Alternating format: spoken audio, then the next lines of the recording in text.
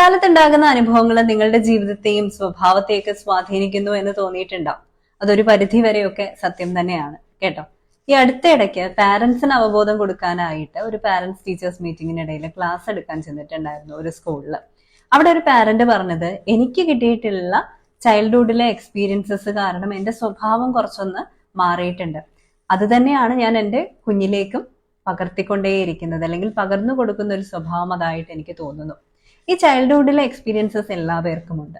Common ആയിട്ട് അതിനൊരു solution എന്നുള്ള രീതിയിൽ എന്തെങ്കിലും പറയാമോ?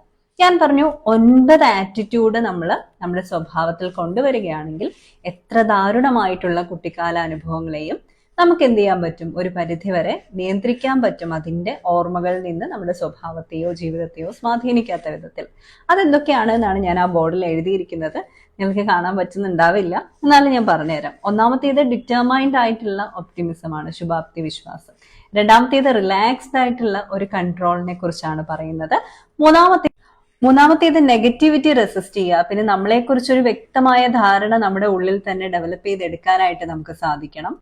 സഫറിങ്സിന്റെ ഒരു ലോങ് വ്യൂ ആണ് നമുക്ക് വേണ്ടത്. കോൺസിക്വൻസസിനെ കുറിച്ചുള്ള ധാരണ. ദേഷ്യത്തെ നമ്മൾ സ്നേഹം കൊണ്ട് നമ്മൾ എന്ത് ചെയ്യുക, റീപ്ലേസ് ചെയ്യുക. അത് ഞാനിപ്പോൾ ട്രൈ ചെയ്യുന്ന ഒരു ടെക്നിക്കാണ്. മീനിങ് ആൻഡ് പേർപ്പസ് മനസ്സിലാക്കുക. നല്ല സെൻസ് ഓഫ് ഹ്യൂമർ വേണം. പിന്നെ കമ്പാഷനേറ്റ്, നമ്മളെയും മറ്റുള്ളവരെ ആശ്വസിപ്പിക്കാനുള്ള ഒരു